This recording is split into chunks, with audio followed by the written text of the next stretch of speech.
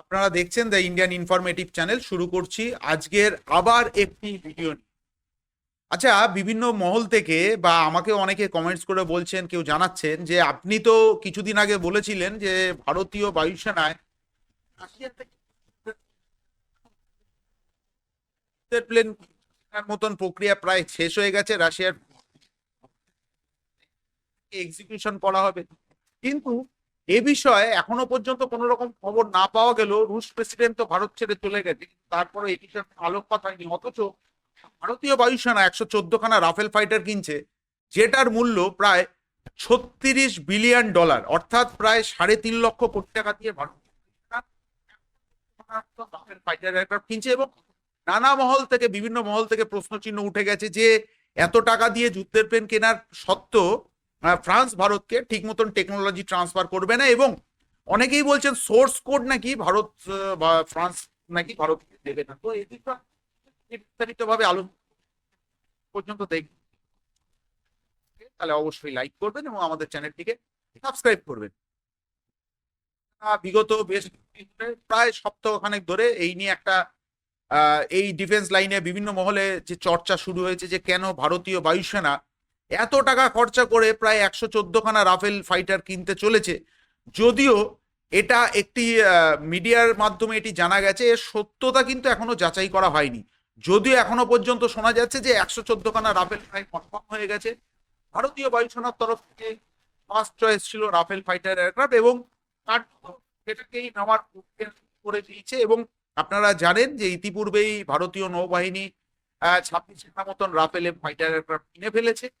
এখন যেটা সব থেকে বড় প্রশ্ন হচ্ছে যে এত টাকা খরচা করে, অর্থাৎ প্রায় $36 বিলিয়ন বা 3.5 লক্ষ কোটি টাকা খরচা করেও মডার্ন ওয়ারফেয়ারে এখন 5th জেনারেশন ফাইটার এয়ারক্রাফট এখানে চলে এসছে।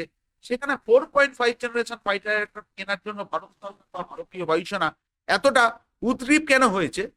তো আপনারা জানেন যে আমাদের যারা প্রতিবেশী দেখেছে, প্রতিবেশী দেশ মূলত পাকিস্তান এবং চায়না, এবং অবশ্যই এখন বাংলাদেশ, যারা কিনা এখন শত্রু মনোভাবাপন্ন হয়ে গেছে খুব সহজভাবে বলতে গেলে।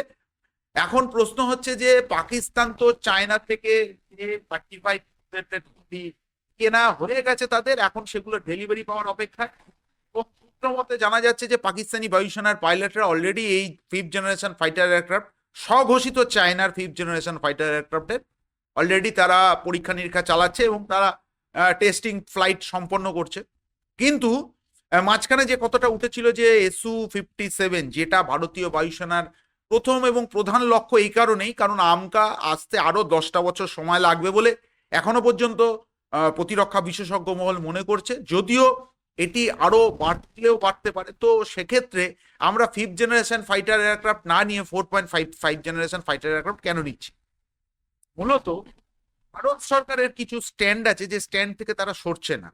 এখন 36খানা রাফেল ফাইটার এয়ারক্রাফট কেনার পর পর ভারতীয় বায়ুসেনার সেটা সব থেকে বড় বিষয় ছিল যে তেজাস মার্ক তারা ভারতীয় বায়ুসেনার ইনভেন্টরিতে তারা ঢোকাবে। কিন্তু ঘটনা হচ্ছে ওই যে বলছি স্ট্যান্ড ক্লিয়ার হয়ে গেছে। তার কারণ ভারত সরকার চাইছে যতক্ষণ পর্যন্ত আমেরিকা থেকে T414 ইঞ্জিনের চুক্তি না হচ্ছে ততক্ষণ পর্যন্ত তেজাস মার্ক 2 এর ক্ষেত্রে তারা কোনো কিছুতেই অগ্রসর হতে চাইছে না।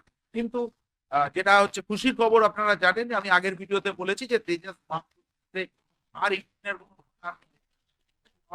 তার কারণ আমেরিকা নিশ্চয় প্রায় তারা সিগন্যাল দিয়ে দিয়েছে, আর কিছুদিনের মধ্যেই G41। কিন্তু যেটা মানে যে বিষয়টা নিয়ে রাশিয়ার সাথে ভারতীয় বায়ুসেনা বা ভারত সরকার যেটা একমত হতে পারছে না, আমি পূর্বেই বলেছিলাম যে SU-57 এর যে ইঞ্জিন, অর্থাৎ ট্রুলি 5th জেনারেশন ফাইটার এয়ারক্রাফটের যে ইঞ্জিন, সেটি হচ্ছে AL-51।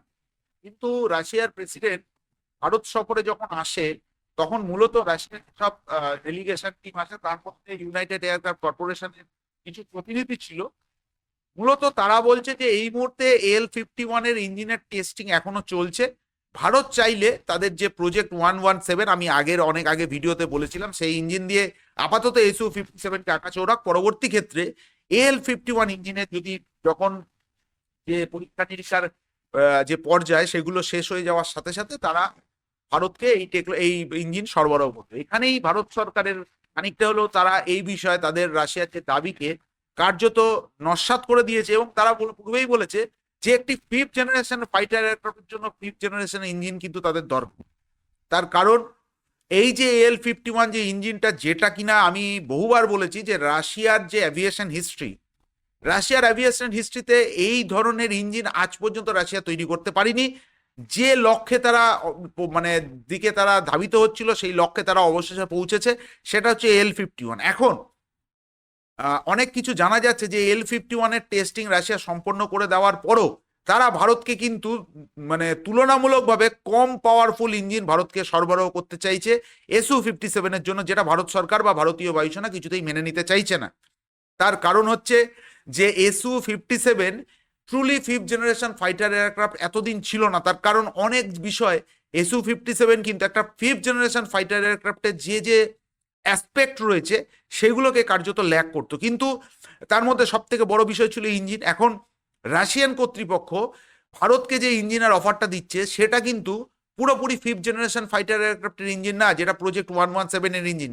হতে পারে এই ইঞ্জিনটি বিগত রাশিয়ার যেসব ইঞ্জিনগুলো রয়েছে সেখান থেকে অনেকটাই আপগ্রেডেড এবং অনেকটাই আধুনিক, কিন্তু তা সত্ত্বেও এটি পুরোপুরি ট্রুলি ফিফথ জেনারেশন ইঞ্জিন না। আর একবার মনে রাখবেন যে Su-57 এর কিন্তু যে জায়গাগুলোতে তাদের যে সক্ষমতা কম, সেই সব জায়গাগুলোকে কিন্তু রাশিয়া আস্তে আস্তে আস্তে আস্তে রেকটিফাই করছে। এখন ফুল রেকটিফাই বা ফুল ফিফথ জেনারেশন ফাইটার এয়ারক্রাফট না হলে ভারতীয় বায়ুসেনা কিন্তু রাশিয়া থেকে Su-57 যুদ্ধের প্লেন কিনবে না। কিন্তু যে জিনিসটি শোনা যাচ্ছে, যেটি হচ্ছে ভারত অলরেডি রাশিয়ার কাছে, অর্থাৎ রাশিয়ার প্রেসিডেন্ট ভ্লাদিমির পুতিন ভারত সফরে আসার সাথে সাথে ভারত এক কথায় যেটা শোনা যাচ্ছে যে 3 স্কোয়াড্রন Su-57 এর কিন্তু কথাবার্তা প্রায় চূড়ান্ত হয়ে গেছে।